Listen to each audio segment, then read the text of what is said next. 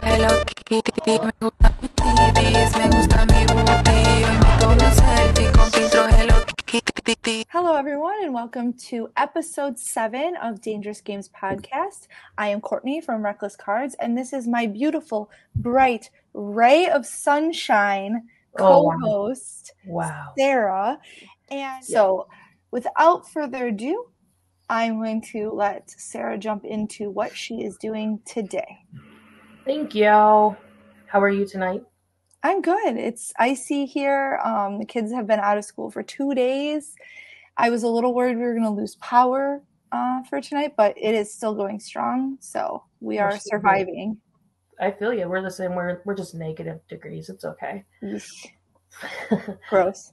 Well, for tonight's, I kind of gave it up to eBay to make my decision. Ooh. Which one I did. Yes. I put an offer on 2 different cards for 2 different people that I really wanted to do. And I said, hey, whichever one sells or whatever one is accepted first, I'm going to do that one. So this is That's a great way to do it. I love that. I just was like, I didn't know how, because there's so many awesome stories. You really could do multiple years of this easily. Yeah. And it's just kind of one that I was like, well, I could really get behind this one. It also ties into some things this year. And so it's not a recent case, but you'll see soon enough about what I mean. So I'll just go ahead and jump right in. Let's go. Alrighty. So I'm not going to tell you who it is right off the bat. Oh, we're going to do another one, like the Daryl Strawberry one. Yeah. But I mean, it's going to be like 2 sentences in and you'll know. Oh, okay. So this individual was born on November 4th, 1975 in Oxford, Mississippi. Ooh. He played 13 seasons in the NBA and was drafted 7th overall in the 1996 draft by the LA Clippers. But he would later go on to play for 4 other teams. So that wasn't the only place he stopped at. And a lot of people that bounce around. I asked E the other day, I was like, I wonder if anybody goes into like a sport and is like, hey, I want to go to every team. Like, that would be my goal. What do you want to know? See, I think maybe it's because I'm a Chicago. I'm going to go back to talking about the Bulls all the time because that was like my favorite team growing up. But you have like Michael Jordan who just like won everything on the same team, and it was just like incredible, and that was his team. How do you retire a jersey of someone who's played for like a dozen different teams? I think it just kind of depends on which one he had more homage to, I guess, Which one he liked the best? Or which one liked him the best. I don't know. So, having been born into a family of stars, Lorenzen Wright followed his father's footsteps in basketball. This is a crazy. Okay. Yeah, for sure. Wright's father, Herb, was a professional basketball player who competed in Finland and at one point even tried out for the Utah Jazz. When Wright was a senior in high school, his family moved from Mississippi to Memphis. So his dad was actually living in Memphis, and his mom was living in Mississippi. His mom basically raised him, but his dad was present and was very present in like a very supportive role, unlike others. We love a good dad. Good dad. Correct. So Memphis is actually where Wright would play his last year in high school. He'd also play college there, and he'd even professionally play in Memphis. When basketball was over for his father, Herb became a Memphis police officer. When Wright was only 7 years old, a gunshot to the back would result in his father being paralyzed. Other than that kind of information, there's not a whole lot about his childhood. His parents were both, Class A citizens. There wasn't anything really bad. One wasn't into drugs, one wasn't in alcohol, wasn't, no abuse. No, nothing. They loved him. He was treated well. Yep. And I think you see this though. Like everybody wants to blame things on like their parents, but sometimes it's not the parents. Or their childhood and whatnot. And I think the reason why Wright had so much notoriety is because of what happened after he was done with the NBA and not his childhood. Right. So right after high school. Right after high school. I know, right? I've said that a few times. I was just like, I need to like stop and like say. Attended the University of Memphis. So he was offered tons of scholarships to all these huge teams, but he wanted to stay home. He wanted to stay local. His dad was paralyzed. He wanted his parents to be there for him when he played. Family was huge for Wright. So he stayed close by and went to the University of Memphis. He was part of a fraternity there, the Kappa Alpha. I think it's Psi. Kappa Alpha Psi. Yeah, I think it's Kappa Alpha Psi. Psi is the last one. Yeah, I think it's Psi. I could ask E, but I always piss him off when I ask him about the fraternities because he used to be in one. Oh no, really? Oh. Mm-hmm. And I call it a frat, and that's like a no. Oh and no, like, yeah. He was a frat boy. Oh, I'm gonna give him so much crap about this when I see him. Will kill. You will be so mad. I'm not scared of E. I mean, you shouldn't be, but I'm just saying. It's a Vegas is gonna be lit with frat boy E. Oh man, I'm in so much trouble now. I'll try to find his picture and bring it. Oh, let's do that. All right, sorry. Okay. I'm distracting you. It's okay. Don't worry. Wright's sophomore year at the school at University of Memphis, he was recognized as a third-team All-American, a huge achievement for a young kid wanting to be as great as his father. He had this huge dream of going pro. His dad didn't really make it. He didn't make it, yeah. He tried out but never made a team, so he wanted to be that pro. So after his sophomore year at the University of Memphis, Wright entered the draft actually for the NBA and was drafted 7th overall to the Clippers. It's fantastic. I think it's crazy. Yeah. They're the talent in these kids. Well, I guess they're not really kids because they're older than I, but at that time. Well, right. You mean back then. At that time, They were kids, Yep. How old, like a sophomore? So he was like, what, 20? Possibly 19, 20 years old. Like at 19 and 20, like the thought of like, I guess I knew what I wanted to be, but now I don't even do that anymore. So I guess I didn't know what I wanted to be. I always had an idea, but I think I changed it 50 times between the time I actually finished school. So yeah, these kids, they know from like when they're kids, man. They're like that kind of diligence. And it seems like basketball wasn't forced on him. No, it seems like he wanted it. He always like aspired nice to be like his dad. Anyways, after his sophomore year, he entered the draft, and on April 26, 1997, as a rookie, he had a career high of 17 points in postseason in a Game 2 of the playoffs against the Utah Jazz. Oh, the team his dad had tried out for. Yeah, I thought that was kind of interesting. It kind of like all went back in full circle. The Clippers would sadly go on to lose the series, but Wright continued to put up numbers following the following season, and he was a star. I mean, he was a star. That's really good, yeah.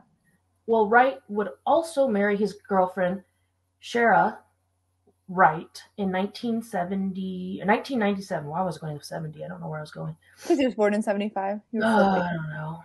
Girl. After 2 great seasons as the Clippers, Wright moved on to the Atlanta Hawks in 1999. Wright's time in Atlanta this first time around wasn't long. First time, because he comes back. Okay. As he was traded to the Memphis Grizzlies on June 27th, 2001. So did he like being back home? Yes, definitely, because he stays there for a while. From what I can find, there's also no known criminal activities or cases against Wright, unlike other players we've already discussed on our podcast. Like a history of like crime? No. And there's no great childhood. Baby mamas anywhere, So great childhood, stand-up guy, marries his, college sweetheart? Was that what you said? High school sweetheart. Mm-hmm. Marries his high school sweetheart. Everything's back home in Memphis. Yep. Professional athlete. Everything is coming up. Yep. Right for him. See what you did there. Wright and Sherra then go on to have a daughter in 2002 while living in Memphis. They already had 4 kids at this point. Oh, my Lanta. Yes. So they're adding number 5? This is number 5. The youngest of 5, Sierra Simone Wright, was born in February 2002, but sadly she would only be alive for 11 months. Oh, no. The following year, the 11-month-old would be found by her mother, Sherra, in her crib, not breathing. Now, when I've done my research on it, I didn't find anything that said she just was in her crib, not breathing. So like SIDS or something? That's what, being a mom, both of us being a mom, So, would think of. My oldest is 16 now, and like I remember in like early 2000s, and people still like talk about this, obviously, but it was such a huge thing then. Like I was convinced that anytime she fell asleep, she wasn't gonna wake up. Yep. It was everywhere. It was all. It was like, you can't lay your baby on her stomach. You can't lay them on their back. They can't have a blanket. They can't do this. And there was so much that everyone would tell you, like all this stuff. It was so terrifying. So for this poor woman to go through that and then lose your baby. So it was never. I actually watched another lady that did the same case on YouTube, and she states it's SID. But I have yet to find anywhere that says that that's what it is. So they just assume it. Right. But as we start to unravel this case, you might kind of question if that's truly what it was. So, Wright at the time was traveling with the team, and his family, not including Sierra, the baby, and his wife, traveled to Miami to watch him play. This is when they would all receive the devastating news that little Sierra had passed away. Looking at it now, could this have been a prequel to what was to come? Was the mother starting to show her true colors and her darker side? That's really dark.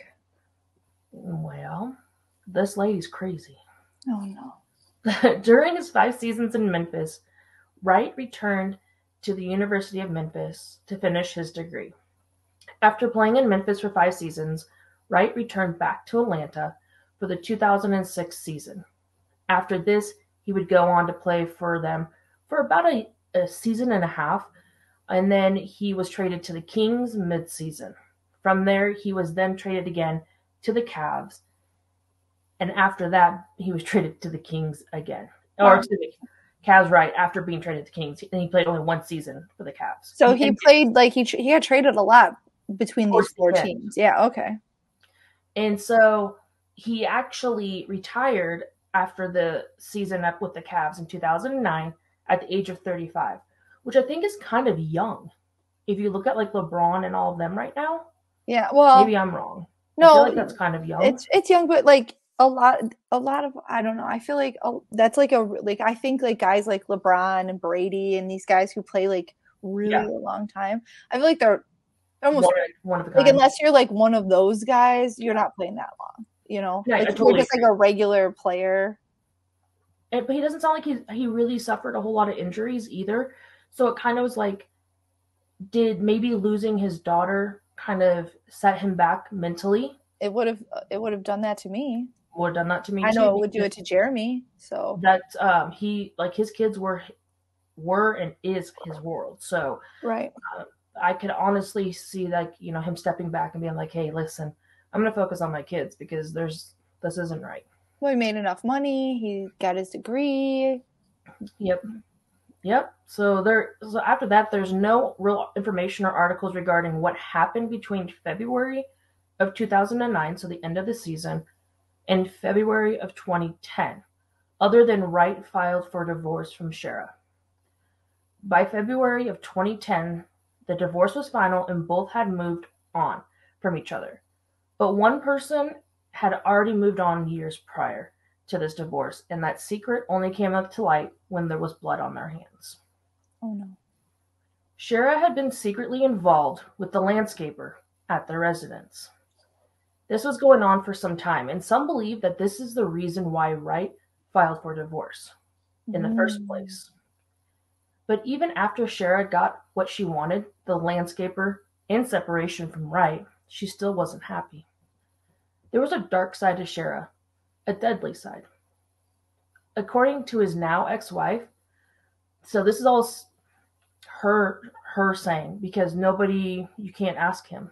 Okay. So according to his now ex-wife, Wright left his home on the night of July 18th, 2010 in Tennessee. She's claiming he had a bag full of drugs and a briefcase full of money, leaving with a guy that she didn't know and never met before. Even though he has never had any inclination or history or anything that's ever been taught. Now, we don't know. You could always...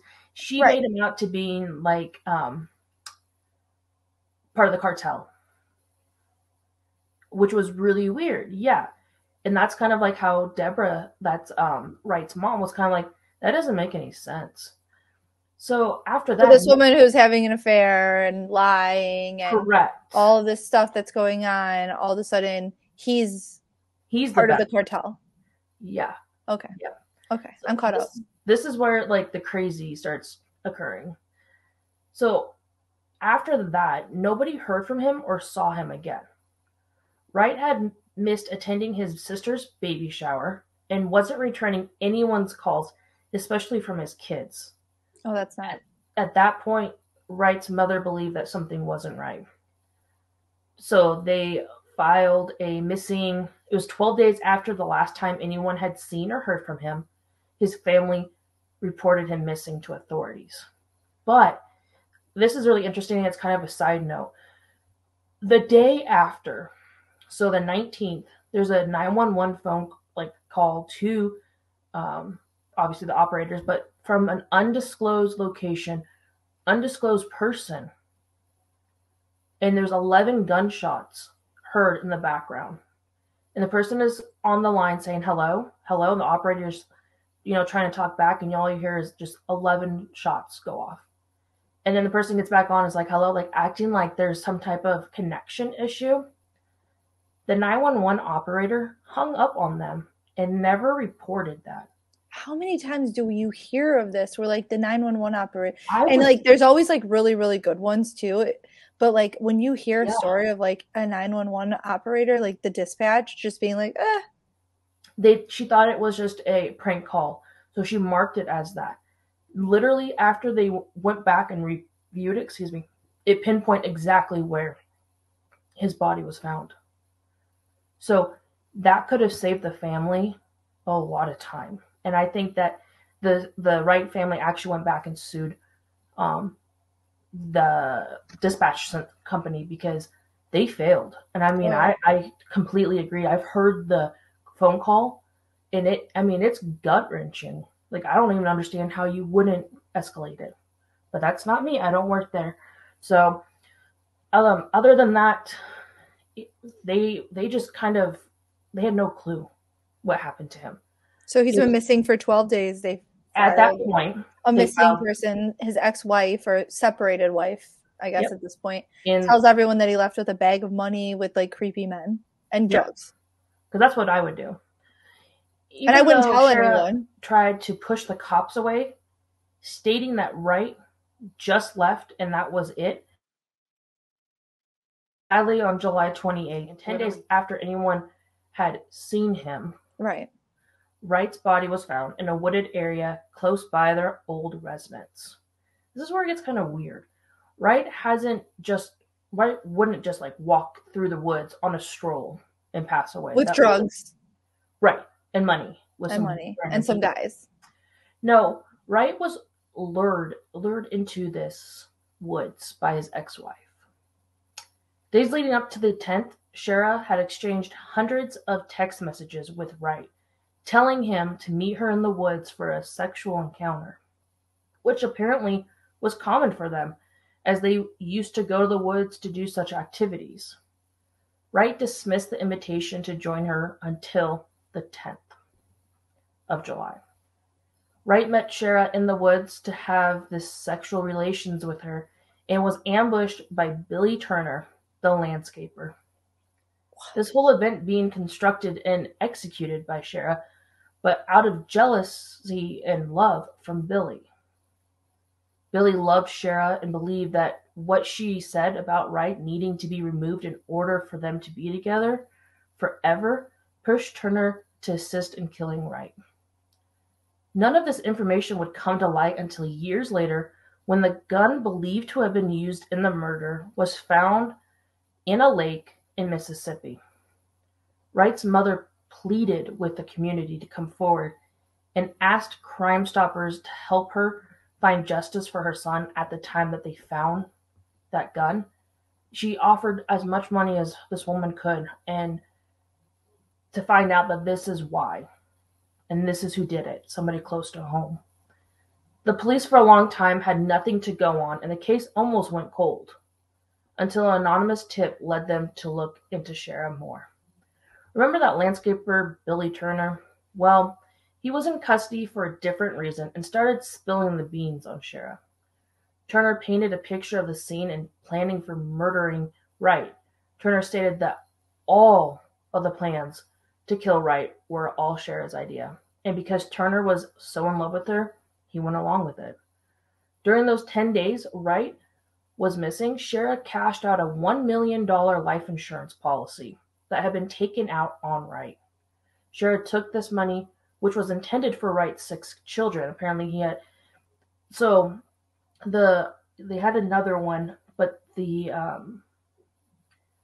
baby, they had set up a foundation. So the money was supposed to go, some money was supposed to go to that foundation. So the 5 living children and the foundation for the daughter that had passed away at 11 months. Well, that is incredible. It's depressing that somebody so selfish could do something like that. For her own children. Yep. In 2014, Sherra agreed to a confidential amount of money because in like the courts based on that spending of the life insurance, because technically it was for the kids. It was marked for the kids. She took it. So, and I can't find a lot about that. That's obviously kind of more of a. So she was out this whole time, and like they had the text messages between her and the guy, but they couldn't prove that she was the one that did it. That pulled the trigger. Correct. Until they found the gun. And they found the gun, and then she was just enjoying her life. And her stolen money from her children. Correct. And her dead father. I mean, she's living whatever life in her head was, awesome, but. Was she still with Turner at this point, or did she kick him to the curb? Still with Turner. So since Wright was murdered by the hands of his ex-wife and her secret lover, the court system had an obligation to bring obviously justice to this family.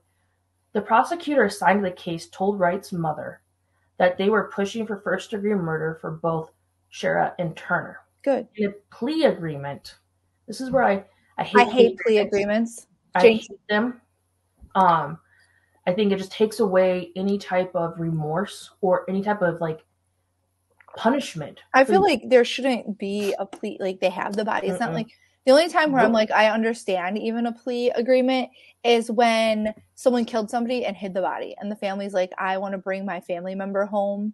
So like this or whatever. Right. But like they know that these two did it. So neither of them should get a plea deal. Well, they did, sadly. And in the plea agreement, Turner agreed to expose his involvement and Sherra's involvement in the death of Wright. Sherra went on to leave Turner in the church. So he was actually a minister for this church that she attended, and that's where she met him. And like he's a landscaper slash minister slash murderer slash and I looked up adulterer. Him, and he has like claimed that he would never kill somebody.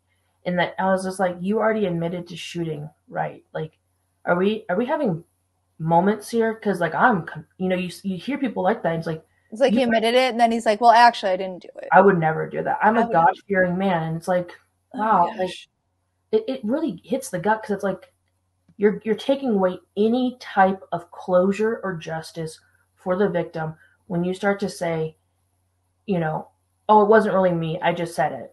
Right. Like, okay, so it didn't mean anything to you. Great. And so that they weren't the only two involved. What? Also, Sherra had her cousin Jimmy Martin involved, who actually was facing charges of killing his girlfriend. And Martin said Sherra helped pay for his legal fees, and so that's why he was involved. So before Wright was murdered, a few months before that, Martin and Turner tried to kill him on their own, but it failed. They tried to go out and murder him, not obviously the same way, but tried to get access to him to commit this crime, and it backfired and it failed. So Sherra had to get involved and had to be that little bait to get him to go out there to do it. And I was just like, the heck? I mean, the hit went wrong. Yeah. So since he was already being charged for killing his girlfriend, like, I honestly was like, dude, you could have done it. Like, but he was just there that day. Apparently he didn't shoot anybody. That was all Turner. Well, he tried to, but that didn't work out. But he didn't really do it. He didn't know So he was just like, what did he get? Like conspiracy or something? He got immunity. What? Yeah. So, on July 25th, 2019, now Wright Robinson, having remarried sometime in 2010, so she left Turner when he started blasting her, and saying that he was going to testify against her.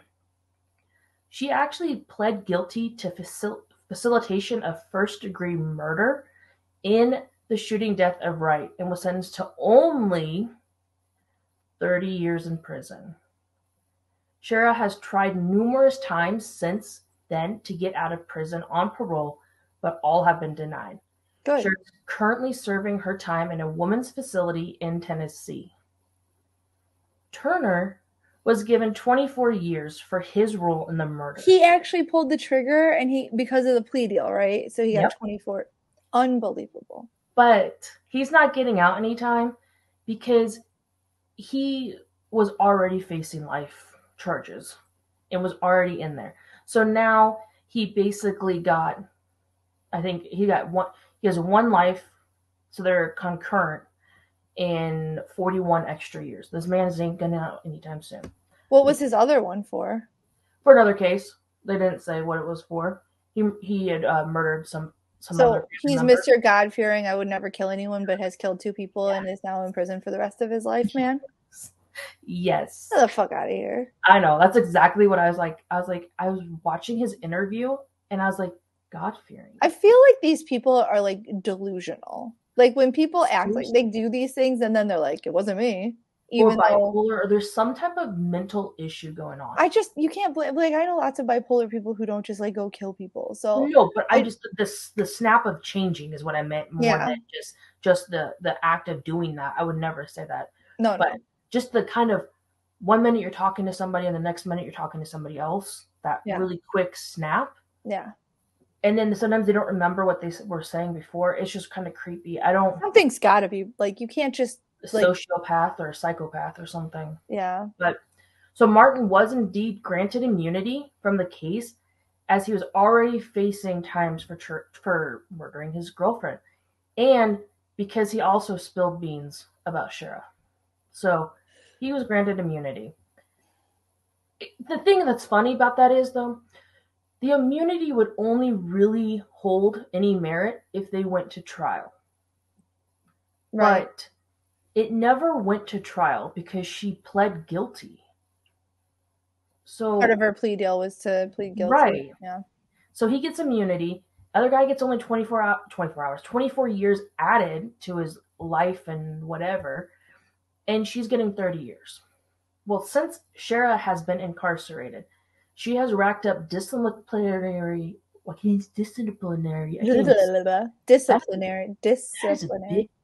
That's a lot of, like, it's just like a lot of syllables. We're just gonna say a lot of write-ups. Yeah. Oh my gosh, that was a big one. It's one of those things, like, you can say it any other day. But man, when you have to say it for something, it's like, girl, this is a disciplinary. So she had a lot of disciplinary issues. Write-ups. As of 2019, 2 weeks before she took the guilty plea, she had already racked up 50 incidences in jail. Oh, she's a problem. Yeah, woman either went crazy or something did indeed snap in her. But she's just in jail, like, fighting and getting in trouble. She flooded her room, took off all her clothes, and said that she was going swimming. That was one incident.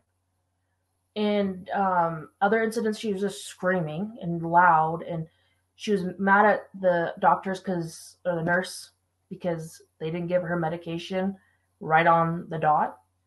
And so I'm just like, yeah, Is this like, is there something seriously wrong with her? Is this I just like think a there ploy is. to go to like a minimum security, like mental health? I don't know. I really think that there's something wrong. And when you watch the interview, when they talk about Simone passing, she has the devil's eyes. That's why I have a hard time believing that it might not have been at her hand. She was home by herself. There was nobody else there. And then she does commit this murder. You know, it kind of, she got away with it the first time. Easily chalk it up as SIDS, which I think is disgusting if that is the case. But then obviously the Wright murder, you can't really chalk that up to anything. That's what you did. So she actually appeared on Snapped, and I tried to find the episode because you know me, I'm like, I'm gonna watch this crazy. Right? And I love Snapped, so. Most of the time, they actually show the women incarcerated or the person incarcerated, and they actually interview them. And I'm like, I want to interview this lady because she's got my attention. But I couldn't find it. So my question is what did she snap from? What was the final straw that snapped within her? To be on that show, you have to snap. Well, yeah, because usually with Snapped, it's like you almost like you watch Snapped and you're like, I see why she did it, like, right. like not justifying, obviously it's terrible. Correct. But like you could like when it's Snapped, it's like there's some kind of something, but she seems like the problem. Well, it's like, did he beat her that we didn't know? I mean, was there something behind closed doors? Saying that he beat her? I mean, no, never has said that. So that's the thing is like, what? She's the one that was having the affair. She's the one that planned his murder. So I'm not really sure how she snapped. No, maybe she just had a mental snap and that was what it was. Maybe it wasn't him. Maybe it wasn't like, because we take snaps that like, I always took that show as like, it was the woman's last straw and that's why she behaved the way she did or whatever. But maybe it wasn't in this case. Maybe it was just like some kind of mental break that she had and she. Maybe. I mean, it would be nice to know because it's kind of like, maybe Wright was painted to be an image that he wasn't. And obviously he's not here to defend himself. So we have to presume that, that she what did. We have. Well, here's the thing. She was having an affair. She lured him out to the woods and then had her lover kill him. There's not a lot of justification of his behavior. She asked him several times to come over and have sexual relations, which he turned down. And then finally it was like almost like she wore him down. I don't know. Or maybe he, she was his high school sweetheart. Maybe he still had hopes that something could get fixed. Who knows? But it sounds like he genuinely sounds like a victim. Yeah. So since the passing of their father, all children have gone on to college, and the boys have followed in their father's footsteps playing basketball. Lauren, one of the girls, also plays sports, and all of them have chosen to continue their father's legacy. These kids didn't only lose their father that day, though. They lost their mother, and I think that's really important, too, is because even if this woman did finally break, she broke, for a lot of them, old, like they were older. And so the day that they lost their father, they also lost their mother because she's now incarcerated. They can't go see her, but they've chosen not to, actually. Not only did she kill, their father, she stole from them and lied about it for years. Lied about killing him, lied about stealing from them. And it's not like they're getting that money back. So I don't blame them for cutting ties, Well, and it's hard, too, because some people still want to have that relationship. We've talked about other players who have always, even their parents could beat them. Their parents could be terrible. I know a lot of people. It's hard not to love your parents. I know. And always want their, their love and I think approval, affection, attention. If I think that I hope for them, the kids involved, that they hold on to what their mother and their father, obviously their father, they're definitely very easily to remember him. But I think for their mother, to remember who she was before this, because I think that's really important, that if she was experiencing some type of psychological issue that caused her to do this, if she would have gotten the help, maybe this might not have happened.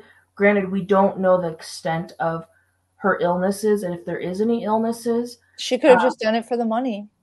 And that's what Wright's mom was saying, was that she most likely did do it for the money, and that's depressing too, because how do you had everything going for you.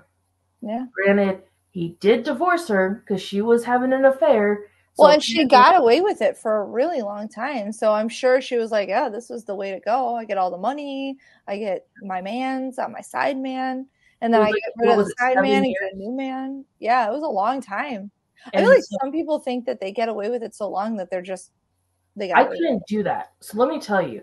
First off, I can't do anything like that because I have a guilty conscience. I just can't do it.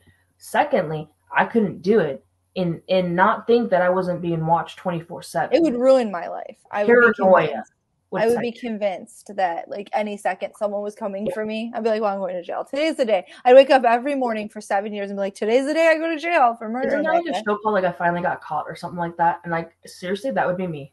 Yeah. And you just I feel like I would feel relieved after all that. I'm like, well, at least I'm out of my misery now because I would just go confess, I think. I wouldn't kill anyone in the first place. A couple of weeks ago, the Memphis Tigers, which is the University of Memphis, retired his number.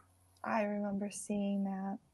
And I think that kind of hits it a little bit more. Kind of like seals the deal. I don't want to say that retiring a number seals the deal for things, but it just kind of closes that chapter, and it's like, and they recognized him and they appreciated him. As they should. I agree. Well, on that note, that very sad note, we appreciate you all for joining us. Thank you, Sherra. That was an intense story. And until next time, please like, subscribe, and follow for next week's story and show. Yes, please do. Thank you. Have a great night. Bye. Me gusta